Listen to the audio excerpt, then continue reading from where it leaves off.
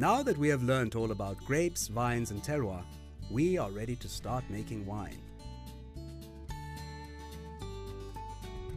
In this subject, we are going to learn about how grapes are picked and transformed from juicy little berries into wine.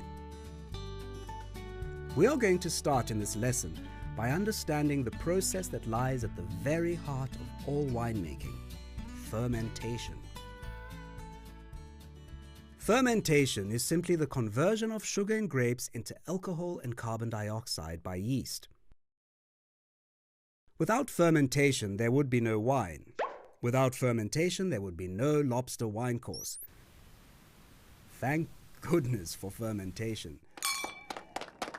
Since we already know about sugar, let's take a closer look at the other half of fermentation: yeasts. Yeasts are tiny single-celled organisms. You can't see them, but they are everywhere. Yeasts, like all living things, need energy to survive. And yeasts get their energy from sugar. They love sugar. They can't get enough of the stuff. When these tiny organisms come into contact with grape juice, they start eating the sugars. Once they have eaten the sugar, they must turn it into energy they can use. Fermentation is how they do it. Let's take a closer look into a big tank of grape juice just after yeasts have started their big meal. Here you can see the tiny yeasts gobbling up as much of the sugar as they can in the wine. As the yeasts turn the sugar into energy, they produce carbon dioxide, alcohol, and heat. The carbon dioxide, just like the bubbles in a fizzy drink, bubble out of the wine, leaving behind alcohol and, lucky for us, wine. Wine fact: the word fermentation comes from the Latin word fervor, which means to boil, because when any sugary liquid is fermenting, all the carbon dioxide that bubbles out make it look like it's boiling. The yeasts continue to eat and eat and eat. As fermentation carries on, all the heat that it creates increases the temperature of the liquid. Winemakers have to be careful that the temperatures do not get too high. Yeasts like to be comfortable.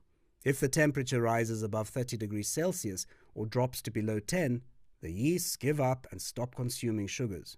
At this point, fermentation will stop and it can be very difficult to get it going again. This means that winemakers will end up with half-finished wines that will have too much sugar in them.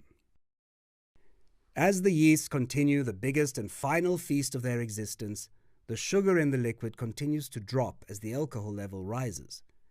If the temperature is controlled, fermentation will stop when one of two things happen.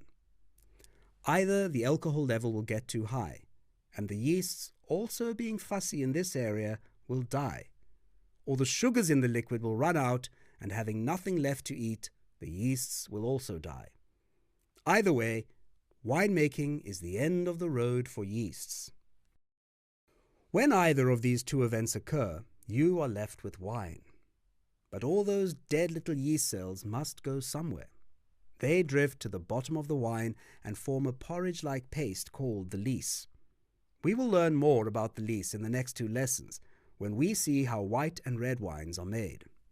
While fermentation is mainly about the conversion of sugar into alcohol by yeasts, it also plays a huge role in the creation of different chemical compounds that determine a wine's flavor. The heat that fermentation creates causes all of those flavor compounds, the phenols, to also go through different reactions, causing the complex range of aromas that wines can have.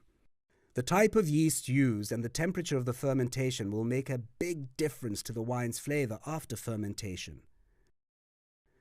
As yeasts occur naturally and will be present in the air of a vineyard and cellar, winemakers do not have to add yeast to their grape juice.